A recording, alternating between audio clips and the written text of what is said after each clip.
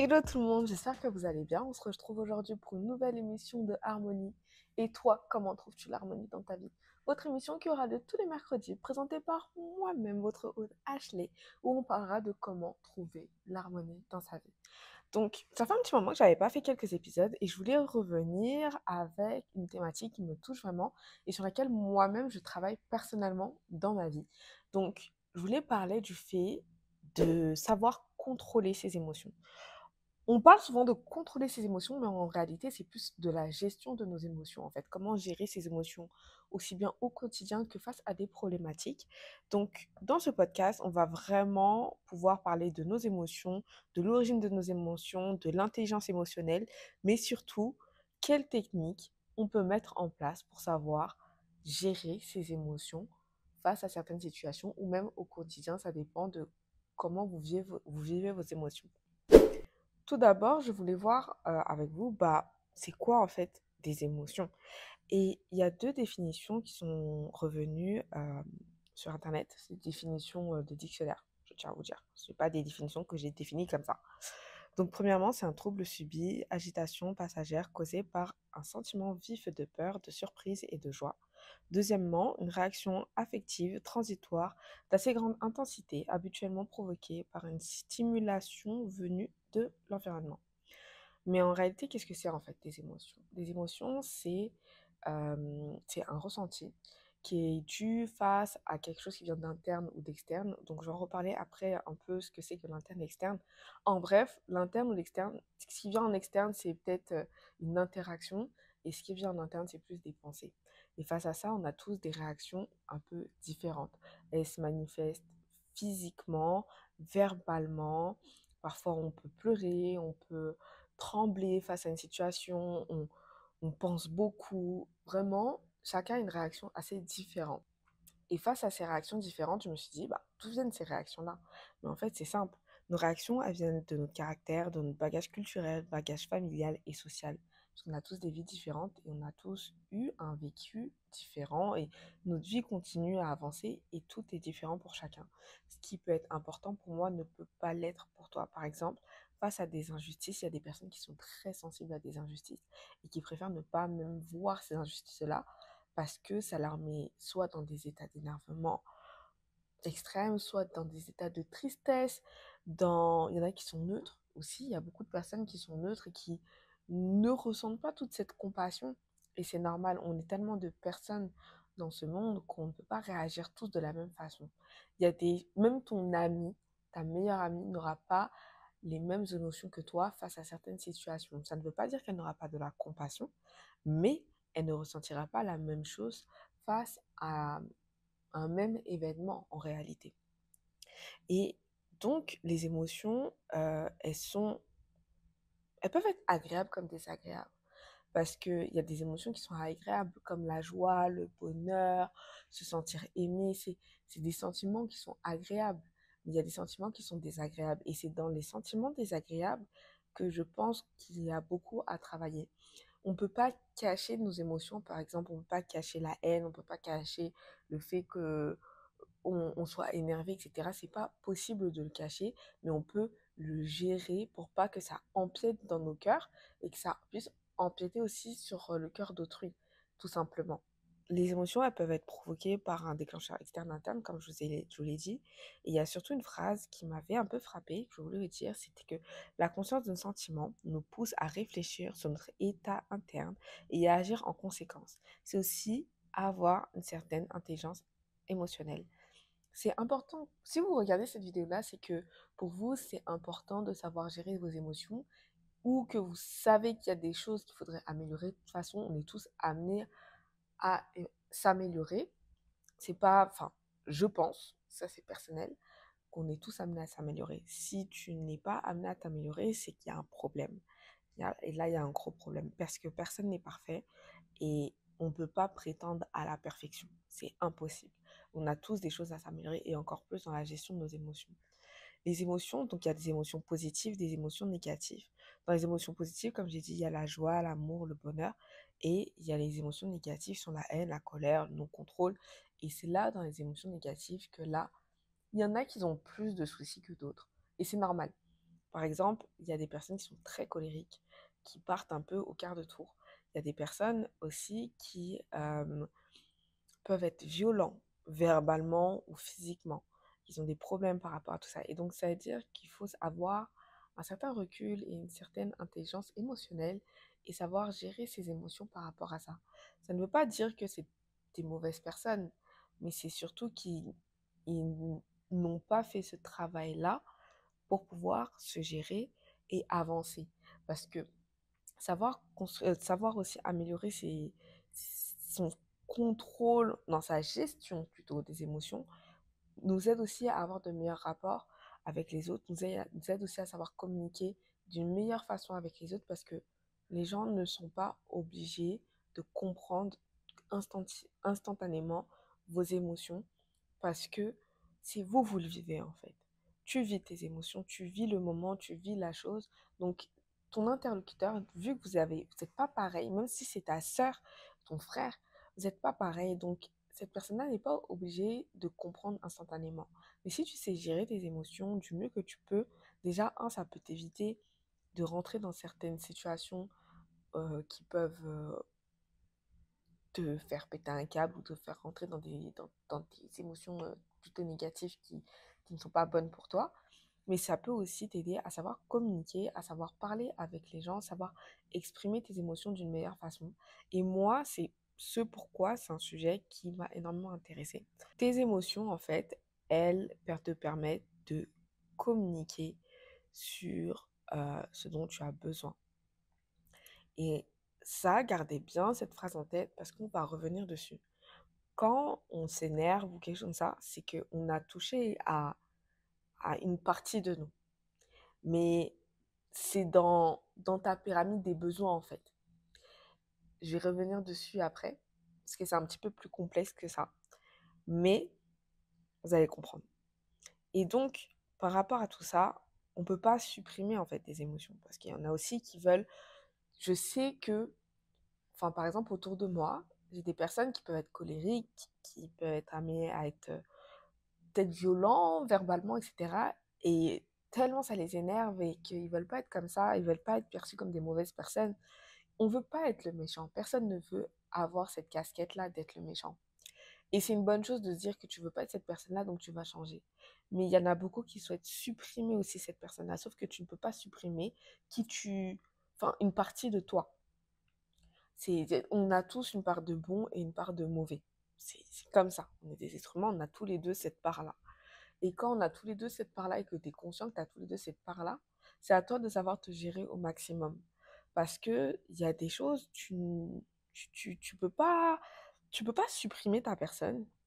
Tu peux pas supprimer une partie de toi, parce qu'une partie de toi fait partie de toi aussi. Et tu ne peux pas contrôler qui tu es. Parce que déjà, on ne peut même pas contrôler, même ton enfant, tu ne peux pas le contrôler. Toi-même, tu ne peux pas te contrôler. Alors tes émotions, comment tu vas les contrôler? C'est impossible. Tu peux les gérer, mais tu ne peux pas contrôler. À vouloir avoir le contrôle sur tout, c'est pas une bonne chose. Parce que ça, c'est quelque chose que tu ne peux pas avoir le contrôle dessus.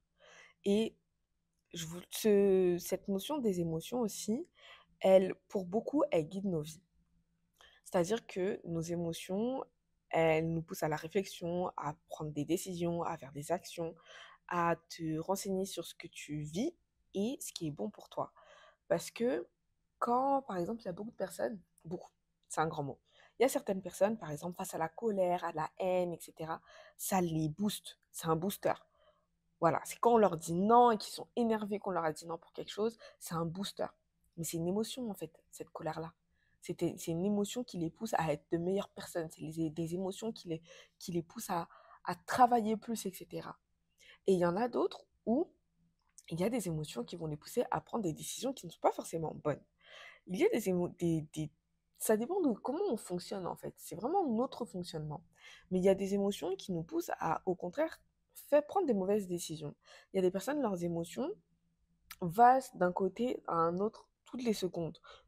Donc, juste par leur pensée, qui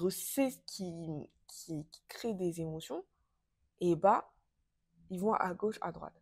Ah, j'ai pensé, ah oui, j'étais bien avec cette personne-là, et tout ça, je me rappelle, quand j'étais amoureuse de lui et tout, c'était bien, je vais avec lui. Le lendemain, Ah oui, mince, je lui ai parlé, mais j'avais oublié aussi qu'il y avait ça. Ah lui là-bas aussi, je l'aimais bien aussi, je vais là-bas. Ah, je me rappelle aussi, vous voyez? Ça va dans tous les sens. Quand je dis ça, je dis parce que j'ai clairement l'exemple même autour de moi et c'est ce qui te pousse parfois à te perdre, en fait. Parce que dans cette, recherche de certaines émotions que tu veux ressentir, tu te perds. Parfois, ça peut être aussi, de la colère, en fait, inconsciemment. Comme, par exemple, quand on se met dans des relations avec le même type de personne, alors que c'est le même type de personne qui nous fait souffrir. Et bah, il y a des personnes qui sont énervées et qui se remettent dans des mêmes situations qui leur poussent encore à être énervées. Sauf que parfois, il faut avoir un peu de recul pour se dire, ok, ce genre de choses, moi, je ne les supporte pas. Je n'arrive pas. C'est des choses qui me mettent en colère. C'est des choses qui sont pas faites pour moi. Donc, je préfère partir loin de ce genre de choses et fuir ce genre de choses. Et c'est tout à ton honneur. Parce que tu sais tes limites, tu sais où est-ce que tu as, où t'as pied, en fait. Et c'est important de connaître ses limites. Parce que tes émotions, c'est des messages, en fait. C'est des messages d'alerte envers toi-même. Si tu ne sais pas écouter tes émotions, tu ne t'écoutes pas en réalité. Parce que quand tu commences à pleurer face à certaines situations, c'est une alerte en fait que ton corps émet envers toi-même. Quand tu te mets à avoir les moins moites, à trembler face à quelque chose, c'est une alerte envers toi-même. Et donc, c'est une alerte à prendre en considération pour t'améliorer toi, mais aussi pour surtout te sentir mieux dans ta vie. Parce que l'objectif d'une vie, c'est d'être heureux et d'être bien. Et si il y a des choses qui te rendent malheureuse ou qui te rendent pas bien dans ton cœur, ou tu te sens pas bien, c'est qu'il y a des choses à peut-être changer ou à améliorer, à savoir gérer. Et par rapport à ça, j'ai vu un exercice qui était plutôt intéressant, euh, qui est l'exercice des 5 étapes pour, ils disent, apprivoiser ses émotions. Pour moi, c'est plus une gestion. Dans cet exercice, je vous invite à le faire avec moi, si vous pouvez le faire, ou à le faire plus tard. Je vous mettrai le lien juste en bas en description. Comme ça vous permettra de le faire à tête reposée si vous voulez le faire. Et personnellement, je le fais par écrit. Parce que par écrit, je trouve que ça permet d'avoir assez de recul, de relire ça à tête reposée plus tard et de me rendre compte que soit certaines choses ont évolué, soit certaines choses ont stagné ou même sont moins bien, ou aussi de me rendre compte que c'est toujours un peu pour la même chose que je m'énerve. C'est même peut-être pour toujours pour la même chose que je suis obsédée par quelque chose, qu'il y a quelque chose qui ne va pas et donc là je sais pourquoi ça ne va pas. Donc par rapport à ça, j'ai pris un cas un peu basique, j'ai pas voulu prendre quelque chose de trop personnel par rapport à moi parce que bah il y a des choses je suis pas prête à partager en ligne. Donc j'ai pris un des cas les plus banals on va dire. Donc la première phase, en fait, c'est une phase d'observation. Donc dans cette phase d'observation, lorsque je l'ai fait, c'est de prendre le temps d'observer les événements, de vous limiter aux faits. Et on a tendance souvent à interpréter. Et là, à ce moment-là, justement, il ne faut pas interpréter, il faut se limiter seulement aux faits. Quand on avait, j'ai vu sur le site internet, il donnait un exemple, c'est-à-dire que par exemple, c'était une personne qui était, je crois, dans les transports et qui était en colère parce qu'il y avait quelqu'un qui n'arrêtait pas de le fixer et de le regarder et que et c'était principalement ça. Sauf qu'en réalité, quand on se limite aux faits, on dit seulement que la personne nous observait en notre direction. On ne sait pas si elle nous observe nous ou pas. Parce qu'en notre direction, ça ne veut pas dire que c'est moi directement, s'il y a des personnes derrière, ou si peut-être que je suis face à une fenêtre et qu'il y a une fenêtre derrière, que la personne regarde tout simplement la vue. C'est moi peut-être que je me suis dit, la personne me regarde, alors que non, pas du tout, la personne regarde juste en ma direction. Donc, dans cette phase d'observation, personnellement, ce que j'ai mis, c'est qu'un jour, j'étais face à une personne de ma famille, donc de mon entourage, avec qui j'ai eu une discussion et qui me disait que tout simplement, ce que je faisais actuellement de ma vie n'était pas une bonne chose, que je devais justement me remettre en question, que c'était pas le bon chemin à prendre, que j'avais assez grandi pour faire tout ça et que maintenant il serait temps de prendre cette direction-là. Donc autant vous dire que quand on balance ça de vive voix comme ça, bah c'est un peu virulent.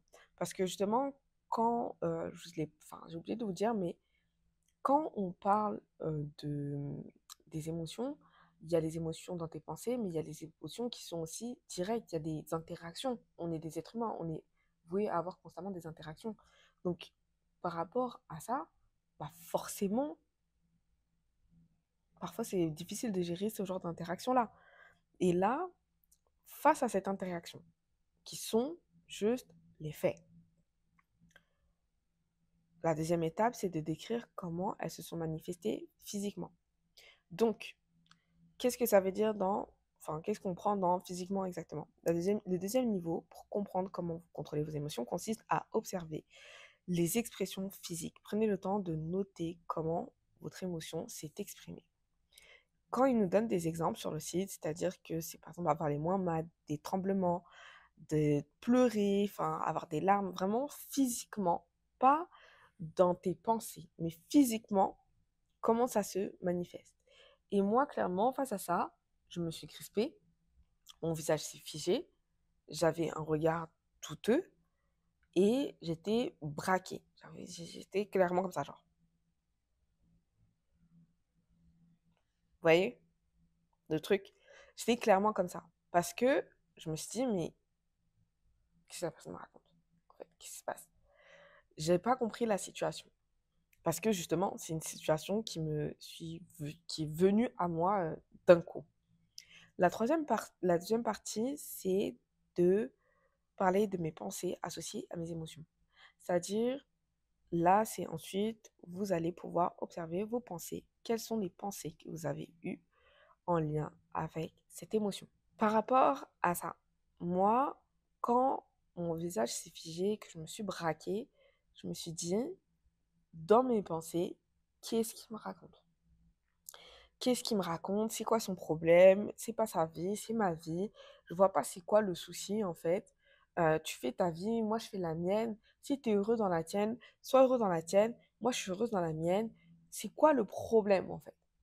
T'as un problème avec moi? C'est quoi le problème? Et tout ça, c'est les réflexions que j'ai eues pendant que la personne me parlait. Où je me suis clairement dit, mais la personne elle est en train de se foutre de ma gueule ou qu'est-ce qu'elle fout? Et le quatrième point, c'est faire le point sur mes actions. Donc, observez les actions que vous avez faites dans cette situation en lien avec vos émotions. Il peut s'agir de votre posture, de parole ou même de mimique. Au-delà des actes purs, essayez de prendre conscience de vos comportements habituels. Donc, ce que j'aurais dû faire, c'est de 1, respirer et de 2, dire stop. Ça, c'est ce que je me dis. Mais ce que j'ai fait, bah, je me suis sentie mal, je me suis sentie persécutée et j'ai pas parlé. J'ai laissé couler. Mais c'est moi qui ai choisi de pas parler. Et à partir de là, c'est pour ça que je me suis dit, en fait, mon plus gros souci, c'est ça. C'est que face à des émotions qui me plaisent pas, et face à certaines personnes, je ne vais pas parler. Je vais décider de me taire parce que j'ai pas envie d'être trop brutale, j'ai pas envie d'être violente dans mes propos, j'ai pas envie de partir dans des cris, dans des hurlements, des choses comme ça. Pourquoi? Parce que la personne en face de moi ne comprend rien face à ça. Et ce qui est normal. Quand tu es énervé et que tu te mets à crier, qui comprend quoi? On te crie dessus, tu comprends quoi? Tu comprends rien. Les seules personnes où ils te crient dessus, tu comprends quelque chose, c'est peut-être tes parents, et encore. C'est pas tout le temps. Parce que si on ne sait pas parler correctement, ou si tu ne sais pas t'exprimer correctement, bah personne n'entend rien et personne n'écoute rien. Donc là, c'est de ma faute, parce qu'après, c'est moi qui garde ces émotions-là en moi. C'est de ma faute parce que c'est moi, après, je me sens pas bien en fait. Parce que je me suis pas exprimée. Parce que j'ai pas dit ce que je voulais dire face à ça et que j'ai pas dit à la personne, stop, là, tu vas trop loin. Tu prends des positions, des postures, tu poses des questions qui sont beaucoup trop personnelles, que chacun reste à sa place. Et ça, c'est de ma faute. Donc, la cinquième étape, c'est entendre mes besoins pour contrôler mes émotions. Nous arrivons ici au cœur du message transmis par vos émotions. Quel besoin n'a pas été satisfait ou a été perturbé dans cette situation? Il peut s'agir de tout type de besoin de reconnaissance, besoin de sécurité, etc. Vous pouvez notamment vous aider de la pyramide des besoins. Donc là, c'est pour ça que je vous parlais tout à l'heure dans les besoins, de pyramide des besoins. Si vous avez du mal à trouver ce qui vous fait défaut. Donc de là, je vais vous mettre en bio la pyramide des besoins. Pour ceux qui ne savent pas ce que c'est, je vais essayer de trouver un site qui parle de ce que c'est que la pyramide des besoins. Et donc, moi, je me suis rendu compte que dans cette situation-là, le besoin, c'était le besoin d'estime. Parce que, en fait, pour moi, c'était un manque de respect et que on portait atteinte à mon estime personnelle, en fait, l'estime que j'ai envers moi-même, tout simplement. Et je trouve que quand je réfléchis, je me dis qu'en fait, ce qui me blesse le plus, c'est ça. C'est quand on porte atteinte à mon estime.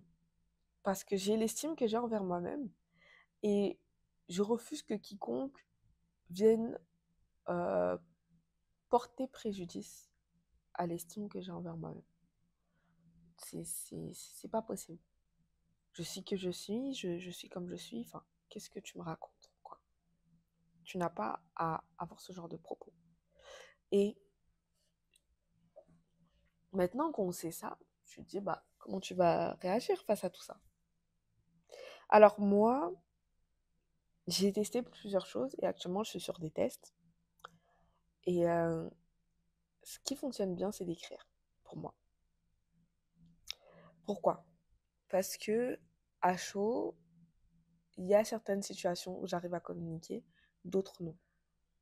Il y a certaines situations où j'arrive à avoir quelques secondes de silence et me dire, ok, là, on est face à cette situation, de faire un topo des faits, de me dire que cette personne-là me parle de cette façon pour cette raison, mais c'est pas comme ça qu'elle doit me parler et que c'est pas comme ça que les choses doivent venir à moi. Donc de là, je parle tout simplement de façon posée pour dire à la personne d'arrêter ce qu'elle fait et de revenir au calme et que là, on doit avoir une discussion. Ça, c'est la première chose. Deuxièmement, si j'ai assez de temps et de recul, parce que c'est pas quelque chose qui me... De toute façon, il n'y a rien qui nécessite forcément du répondant au tac au tac. Je prends le temps, quand je suis chez moi, d'écrire. D'écrire ce que je ressens, ce que j'ai ressenti, et de me dire, ok, là, ça va pas. J'ai besoin de m'exprimer. Je m'exprime personnellement dans mon cahier. Je relis tout ça. Et là, je trouve les mots justes. Et quand j'ai trouvé les mots justes, je peux parler. Donc, ça, c'est ce que moi, actuellement, je fais. J'en ai parlé autour de moi pour savoir ce que d'autres personnes font. Et j'ai une amie hier, par exemple, qui me disait que elle, quand par exemple au travail, il y a une situation qui vient à elle et que voilà, elle est énervée, ça va pas, etc. Elle prend le temps de respirer. Elle fait des exercices de respiration. Elle respire, elle se détend. Elle repose le contexte dans sa tête. Et là, elle arrive à être assez posée pour communiquer. Mais en fait, ce qui revient, c'est quoi? C'est que il faut prendre le temps, en fait. Il faut prendre le recul. Le temps de se dire, ok, je me calme, je réagis pas à chaud. Qu'est-ce qui se passe? Qu'est-ce qui se passe? Où je suis? Qu'est-ce qui est passé pour qu'on en arrive à là? C'est pas toujours facile, parce qu'il y a des gens, des fois, ils provoquent des choses et que ça va trop loin. Mais il faut essayer d'avoir ce recul-là. Parce que dehors, il y a des gens qui, qui juste provoquent, en fait. Soyez conscients de ça. Je l'ai vu, et je pense que vous aussi, il y en a qui ont pu le voir. Il y a des gens qui provoquent, en fait. Qui vont faire en sorte de réveiller quelque chose en vous, une flamme un peu en vous pour susciter des émotions très négatives pour avoir du clash. Pour avoir du clash ou pour dire que eux ils ont raison ou quelque chose comme ça. Et si vous savez pas, enfin si à ce moment-là on sait pas se gérer un minimum, et bah c'est nous on va être pas bien. Parce que eux, c'est juste un jeu pour eux. Eux, ils ont juste fait leur truc. Mais c'est toi, t'es pas bien en fait par rapport à ça. C'est toi, après, quand tu rentres chez toi, tu vas être peut-être perturbé par rapport à tout ça, etc. Mais la personne, elle va bien dormir. C'est pour ça que cette gestion-là de nos émotions, je trouve qu'elle prend de plus en plus d'importance. On est dans une ère où, heureusement, on peut s'informer et on a accès à de l'information très facilement. Donc, c'est à nous de nous informer par rapport à ça et de travailler sur nous-mêmes par rapport à ça. En tout cas, pour ceux qui ont testé l'exercice, s'il vous plaît, dites-moi en commentaire ce que vous en avez pensé. Dites-moi en commentaire, lorsque vous avez fait l'exercice, qu'est-ce qui en est ressorti sur le court terme et sur le long terme. N'hésitez pas à venir même me follow sur Instagram et à me parler de tout ça, en fait, qu'on puisse échanger par rapport à tout ça et me faire des piqûres de rappel, comme ça j'en parlerai aussi en story. En tout cas, je vous fais des gros bisous et je vous dis à la prochaine pour un nouvel épisode de Harmonie. Bisous.